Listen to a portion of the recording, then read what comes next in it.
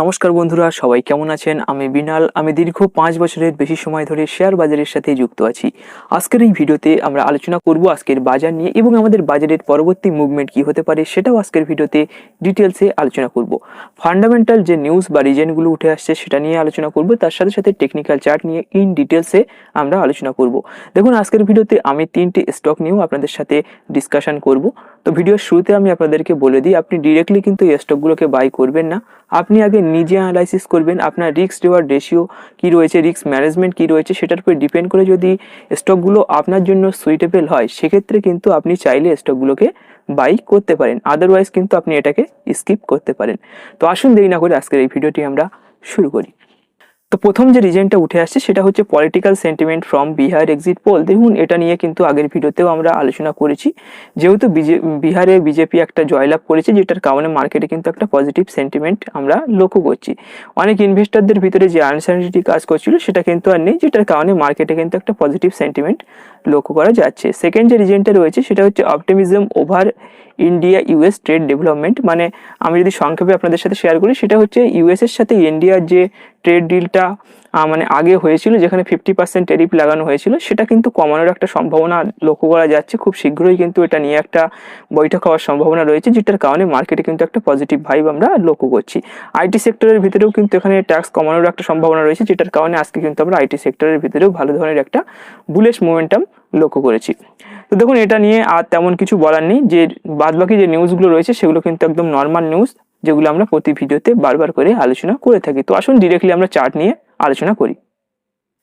তো প্রথমে ডাউ জোন্সের চার্টটা আমরা একটু দেখবো। দেখুন, ডাউ জোন্সের চার্টটা এখানে যেটা বলছে সেটা কিন্তু এখানে একটা ব্রেকডাউন হয়েছে, যেটা আগের ভিডিওতে আমরা আলোচনা করেছিলাম যে এই লেভেলটা থেকে মার্কেট কিন্তু নিচের দিকে আসার একটা সম্ভাবনা রয়েছে, যেটা আগের ভিডিওতে আমরা আলোচনা করেছি।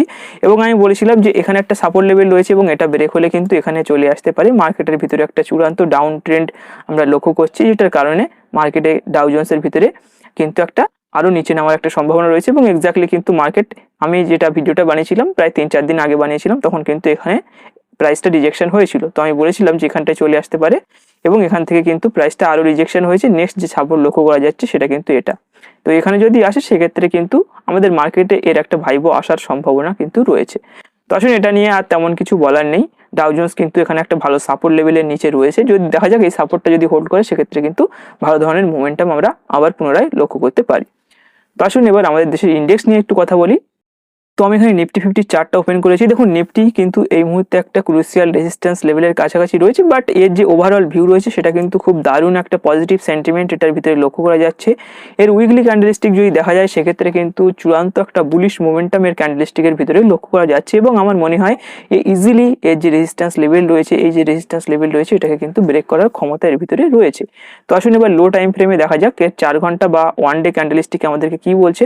দেখুন, আগের ভিডিওতে আমি আপনাদেরকে বলেছিলাম এই জায়গা থেকে প্রাইস রিজেকশন হওয়ার একটা সম্ভাবনা রয়েছে এবং দেখুন এই জায়গাটায় প্রাইস রিজেকশন হয়েছে এবং এখনো পর্যন্ত কিন্তু এটার ভিতরে বলা যাচ্ছে না যে এখান থেকে ডিরেক্টলি উপরে চলে যাবে। এখনো কিন্তু রেজিস্ট্যান্স লেভেলের ভিতরেই নিফটি এই মুহূর্তে ট্রেড করছে।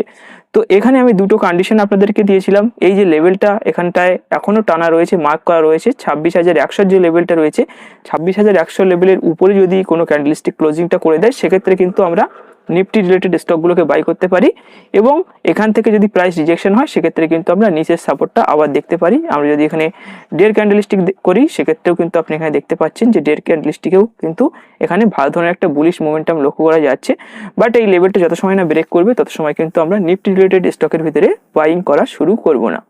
তো আপনি বুঝতে পারছেন ওভারঅল ভিউ কি রয়েছে নিফটির ভিতরে, সেটা কিন্তু আগের ভিডিওতেও আমি বলে দিয়েছি, আজকেও কিন্তু ক্লিয়ার করে দিলাম। এই লেভেলটা ব্রেক না করলে, 26,100 লেভেলটা ব্রেক না করলে কিন্তু আমরা নিফটির ভিতরে বাইং করবো না, মানে নিফটি রিলেটেড কোনো ধরনের স্টকে বাইং করবো না। তো আমাদের বাইং যে সিচুয়েশন সেটা কিন্তু ব্যাংক নিফটির ভিতরে তৈরি হয়েছে। আসুন দেখে নিই। তো আমি ব্যাংক নিফটির চার্টটি এখানে ওপেন করেছি। তো ব্যাংক নিফটির ভিতরে কিন্তু ভালো ধরনের একটা বুলিশ মোমেন্টাম এখানে লক্ষ্য করা যাচ্ছে এবং এখানে যেটা লক্ষ্য করা যাচ্ছে সেটা হচ্ছে, আমি আগের ভিডিওতে যেটা আপনাদেরকে বলেছিলাম যে আমাদের বাইং লেভেল কোনটা ছিল, আমাদের বাইং লেভেল আমি বলেছিলাম তখনই আমরা বাইং করব যখন 58,600 উপরে গিয়ে কোনো ক্যান্ডেলস্টিক এখানে ক্লোজিংটা করবে এবং আপনি দেখতে পাচ্ছেন যে এটার উপরে কিন্তু অলরেডি ক্লোজিং করে দিয়েছে।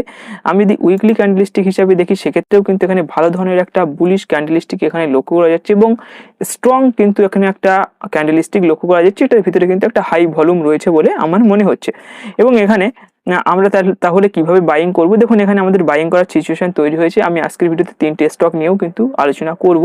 দেখুন এখানে আমাদের বাইং যে লেভেল, সেই লেভেলটা কিন্তু অলরেডি ব্রেক করে দিয়েছে এবং আমরা যে লেভেলটাই মার্কেট চলছে এই লেভেলটাতে আমরা বাইং করতে পারি।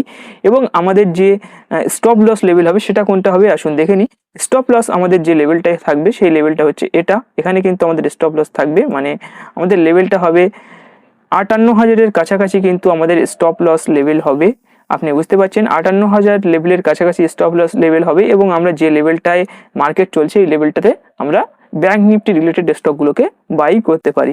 তো ব্যাংক নিফটির ভিতরে কিন্তু পজিটিভ একটা ইন্ডিকেশন আমরা লক্ষ্য করছি। তো আসুন এবার 3টে স্টক নিয়ে ডিটেলসে একটু আলোচনা করে নিই। তো আমি প্রথম যে স্টকটি নিয়ে আলোচনা করবো, দেখুন আমি স্টকগুলোকে দুটি ভাগে ভাগ করেছি। একটা হচ্ছে লার্জ ক্যাপ স্টক রয়েছে এবং একটা হচ্ছে মিড ক্যাপ বা স্মল ক্যাপ স্টক রয়েছে। তো যাদের রিস্ক ক্যাপাসিটি কম তারা কিন্তু লার্জ ক্যাপের স্টক দেখতে পারেন এবং যাদের রিস্ক ক্যাপাসিটি ঠিকঠাক রয়েছে, একটু রিস্ক নিতে পছন্দ করেন, তারা কিন্তু স্মল ক্যাপ বা মিড ক্যাপের ভিতরে ট্রেড করতে পারেন। তো প্রথমে আমি লার্জ ক্যাপের স্টক নিয়ে কথা বলবো। তো আমি এখানে ফার্স্ট যে স্টকটি এখানে চুজ করেছি সেটা হচ্ছে আইসিআইসিআই ব্যাংক। তো আইসিআইসিআই ব্যাংক কিন্তু একটা খুব ভালো ধরনের সাপোর্ট লেভেলের কাছাকাছি রয়েছে এবং ভালো ধরনের একটা বুলিশ মোমেন্টাম আইসিআইসিআই ব্যাংকের ভিতরে এখানে লক্ষ্য করা যাচ্ছে। তো আপনি এখানে দেখতে পাচ্ছেন যে আইসিআইসিআই ব্যাংক কিন্তু এখানে একটা সাপোর্ট লেভেলের উপরে এই জায়গাটা থেকে বারবার প্রাইস রিজেকশন করেছে। দ্যাট মিনস এখানে কিন্তু একটা ভালো ধরনের সাপোর্ট এই মুহূর্তে রয়েছে, কেননা এখান থেকে কিন্তু ব্রেক করে প্রাইস উপরে চলে গিয়েছিল এবং এখানে কিন্তু প্রাইস চলেছে, আবার সেই সাপোর্টে এসছে, আবার উপরে গিয়েছে, আবার সাপোর্ট এসছে এবং সাপোর্টে কিন্তু এখান থেকে লিকুইডিটি নিয়ে আবার উপরে যাওয়ার চেষ্টা এখানে করছে আইসিআইসিআই ব্যাংক। তো এখন কিন্তু এখানে ভালো ধরনের একটা ক্যান্ডেলস্টিক আমি লক্ষ্য করছি এবং এখানে কিন্তু একটা বাইং যে এখানে একটা বাইং কন্ডিশন সেটা কিন্তু এখানে লক্ষ্য করা যাচ্ছে।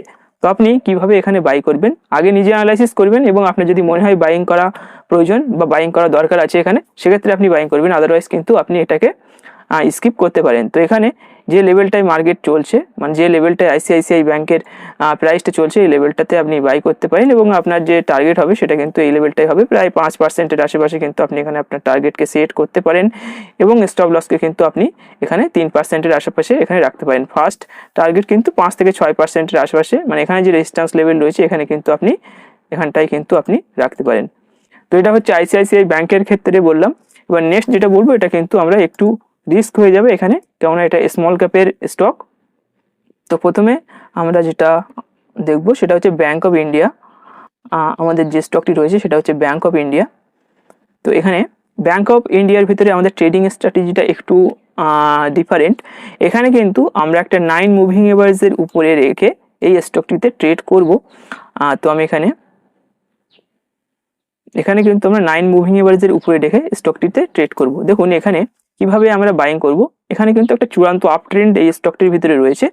আমাদের যে এখানে কন্ডিশন হবে বাইং করার সেটা কিন্তু মার্কেট যেখানে চলছে এই লেভেলটাতেই আমরা বাই করব এবং আমাদের যে স্টপ লস লেভেল হবে সেটা কিন্তু আমি আপনাদেরকে বলে দিই, এখানে শেষ যেখানে টাচ করেছে, এখানে ক্যান্ডেলস্টিক শেষ 9 মুভিং এভারেজের উপরে যেখানে টাচ করেছে এটার নিচে কিন্তু আমাদের স্টপ লস হবে। দ্যাট মিনস এখানে 3.5% বা 4%-এর কাছাকাছি আমাদের স্টপ লস হবে এবং আপনি এখানে 8-9%-এর আশেপাশে কিন্তু 1:2 রিস্ক রিওয়ার্ড রেশিও রেখে আপনি ব্যাংক অফ ইন্ডিয়ার ভিতরে এন্ট্রি করতে পারেন। নেক্সট যে স্টকটি নিয়ে কথা বলবো সেটা হচ্ছে আমাদের এসবিআই। তো এখানে আমি নেক্সট স্টকটি হচ্ছে আমাদের এসবিআই। তো এসবিআই চার্টটা একটু বার করব। তো দেখুন এসবিআই এর ভেতরেও কিন্তু একটা চূড়ান্ত আপ ট্রেন্ড আমি এখানে লক্ষ্য করছি, খুব ভালো ধরনের একটা বুলিশ মোমেন্টামের ভিতরে লক্ষ্য করা যাচ্ছে এবং এটার ভিতরেও ট্রেড করার সিস্টেমটা কিন্তু সেম। তো এখানে কিভাবে আমরা ট্রেড করব, দেখুন এখানে যে লেভেলটায় প্রাইস চলছে এবং এখানে যে সুইংটা এখানে লাস্ট নিয়েছে এখানে আমরা স্টপ লসটাকে প্লট করব প্রায় 4%-এর আশেপাশে এবং আমাদের টার্গেট লেভেল কিন্তু 8%-এর আশেপাশে হবে। যারা 1:1 হিসাবে ট্রেড করে তারাও কিন্তু এখানে করতে পারেন এবং যারা 1:2 হিসাবে করেন সেটাও কিন্তু করতে পারেন। 1:1 যখন হয়ে যাবে সেক্ষেত্রে কিন্তু আপনি অল্প কিছু প্রফিট এখানে চাইলে বুক করতে পারেন। তো আশা করি আপনি বুঝতে পেরেছেন 3টে স্টক নিয়ে কথা বললে এবং 3টে স্টক ফান্ডামেন্টালি খুবই ভালো। আপনি চাইলে 3টে স্টকের ভিতরে কিন্তু অল্প অল্প করে এখানে কিন্তু আপনি এন্ট্রি করতে পারেন আপনার রিস্ক ক্যাপাসিটি অনুযায়ী যদি এটা ঠিকঠাক থাকে। তো আজকের ভিডিওটি এখানে শেষ করব। ভিডিওটি ভালো লাগলে অবশ্যই ভিডিওটিকে একটি লাইক করবেন, আপনার বন্ধুদের সাথে অবশ্যই শেয়ার করবেন এবং আপনি যদি আমাদের ইউটিউব চ্যানেলে প্রথমবার ভিজিট করেন সেক্ষেত্রে অবশ্যই আমাদের চ্যানেলটিকে সাবস্ক্রাইব করে পাশে থাকা বেল আইকনটি প্রেস করে অল সিলেক্ট করে রাখবেন আমাদের চ্যানেলের পরবর্তী ভিডিওর নোটিফিকেশনগুলি সবার প্রথমে পাওয়ার জন্য। ধন্যবাদ।